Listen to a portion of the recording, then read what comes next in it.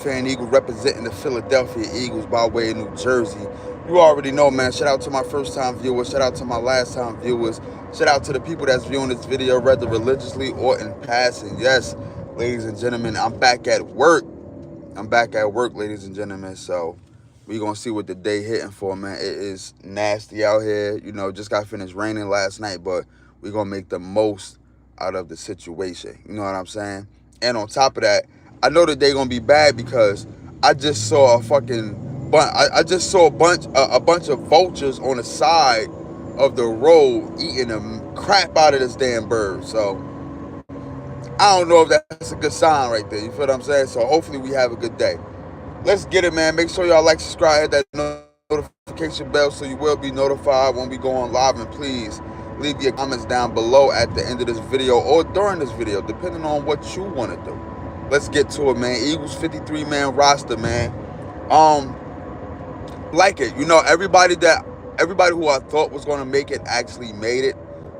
There was no surprise releases, no surprise cuts for real, because a lot of those guys were like, okay, and it didn't help, especially with the wide receiver position that they had Kenny Pickett, who really wasn't throwing the ball very well. So you got guys like Paris Campbell, who had to sign to the practice squad. You had guys like John Ross, who had to get released. You know what I'm saying? You had, of course, Anaya Smith. I think his confidence was shot. He was dealing with a lot. You know what I mean? So right now he's on injury reserve and stuff like that. But other than that, man, there was no surprise cuts. There was no surprise releases. You know what I mean?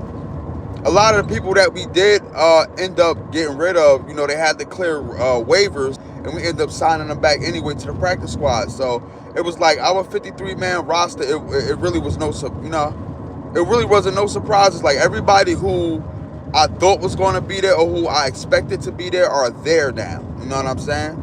Are there. You know what I mean? Brenton Covey locked up his spot, rightfully so.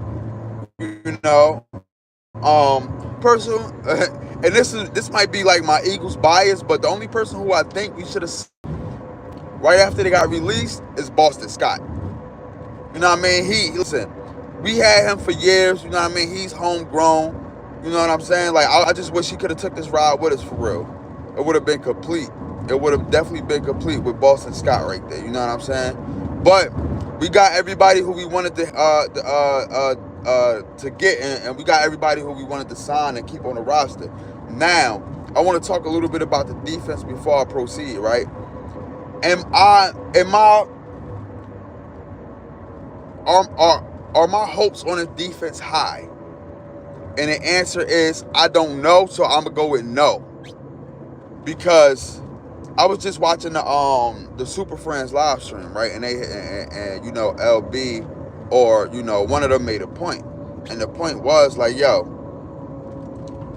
the defense should have been more out there because we don't know what we have. You know what I'm saying? Especially, the back end, the linebackers. Period. At least throw them out there for a series each preseason game to see what we got. Now, Nick Sirianni, his comments, and I'm paraphrasing, his comments, especially for the offense, was like, yo, our joint practices is where the starters get shine at. You know what I mean?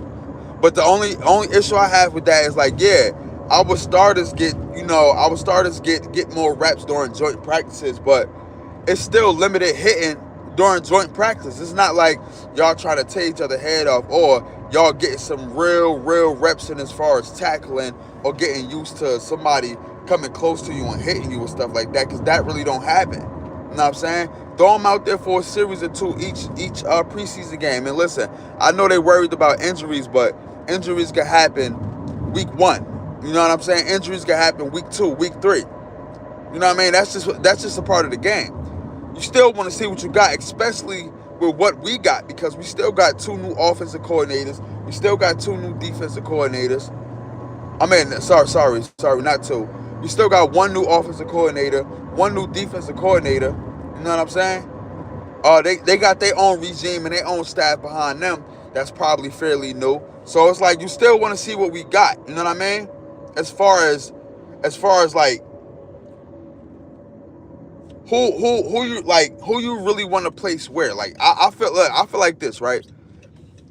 You got to practice how you play, and there's no other good way to do that other than throwing your people out there to see what you got for a little bit.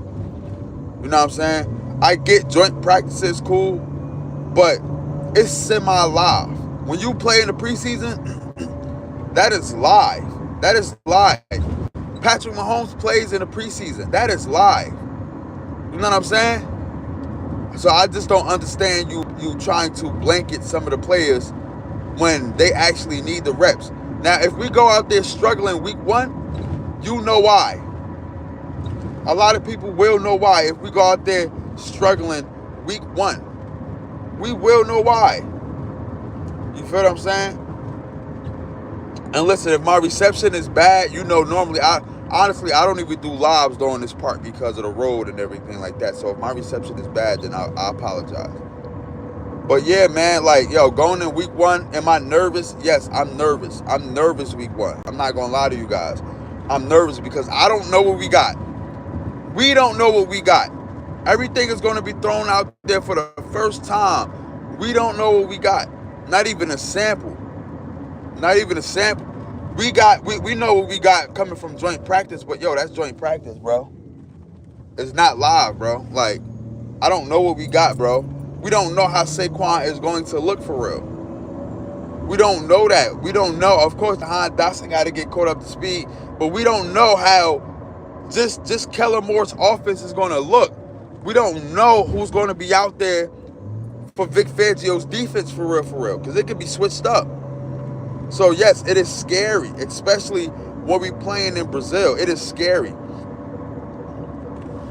It is scary. It is scary. On a Friday, bro. It's not even on a traditional Monday, Thursday, Sunday. It's on a Friday. We play on a Friday. So we got to figure it out, man. Damn, I need some gas. Hopefully I can make it to work. We got to figure it out, yo. We got to figure it out, yo. You know what I'm saying? That's all I want to say, man. I'll be back on the stream sometime this week, man. You know what I mean? Catch up with your boy. It's your boy Hype Fan Eagle representing the Philadelphia Eagles by way of New Jersey. Make sure you like, subscribe, hit that notification bell so you will be notified when we go on live. You already know, man. Saw, dude.